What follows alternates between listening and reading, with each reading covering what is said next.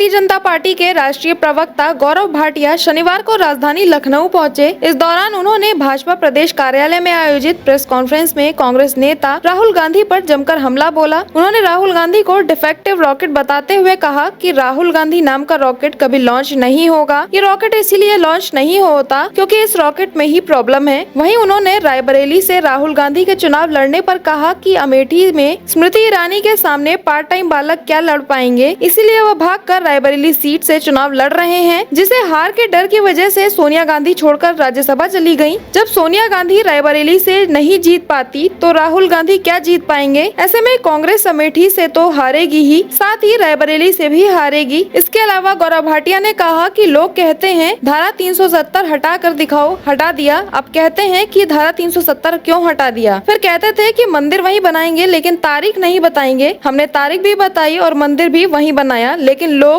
आ नहीं पाए। ये जो राहुल गांधी नामक रॉकेट है ये लॉन्च नहीं होगा। 20 कोशिश ये कर चुके हैं। ये रॉकेट लॉन्च इसलिए नहीं होता कि इस रॉकेट में प्रॉब्लम है। आप लॉन्च करते रहिए। बताया जा रहा है रॉबर्ट वाड्रा जी भी कह रहे थे कि हम भी लड़ना चाहते हैं। भाई अगर राहुल गांधी का रॉकेट डिफेक्टिव है तो हमें लड़ लेने दो। लेकिन हमने देखा किस तरह से परिवारवाद की पराकाष्ठा, चाहे कांग्रेस पार्टी हो चाहे सपा हो, पुनः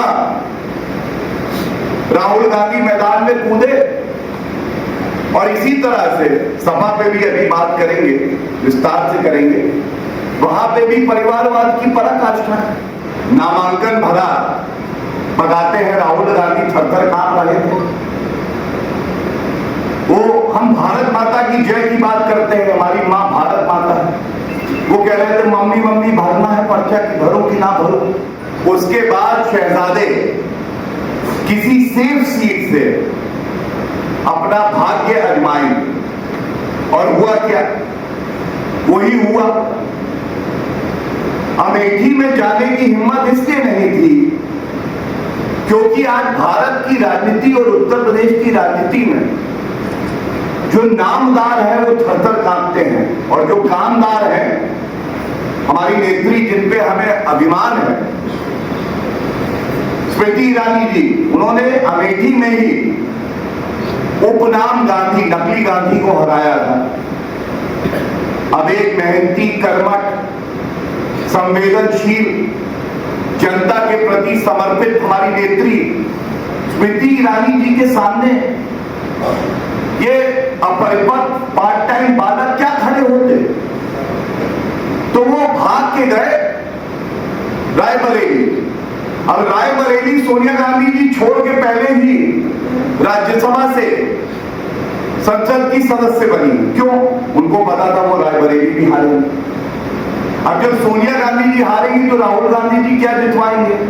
इसलिए मैं पंडित नहीं हूं, भविष्यवाणी नहीं करता हूं, लेकिन जनता का आशीर्वाद जो मिल रहा है, बिल्कुल स्पष्ट कह रहा हूं, 400 प्लस 80 और ये दोनों सीटें रायबरेली और अमेठी भारतीय जनता पार्टी जीतेगी।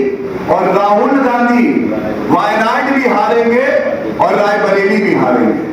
जो संघर्ष चल रहा था विचारधारा का, हिंदू अस्मिता का, अगर एक पार्टी सबसे आगे खड़ी रही मजबूती से तो वो भारतीय जनता पार्टी है। और असंभव को जो संभव कर दे उस व्यक्ति का नाम आदरणीय प्रधानमंत्री श्री नरेंद्र मोदी जी है। ये तंज कसते थे,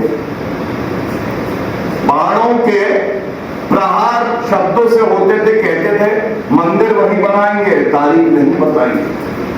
अब हम कहते हैं मंदिर वहीं बनाया है, तारीख भी बताया है, तुमको भी बुलाया है, लेकिन आ नहीं पाए।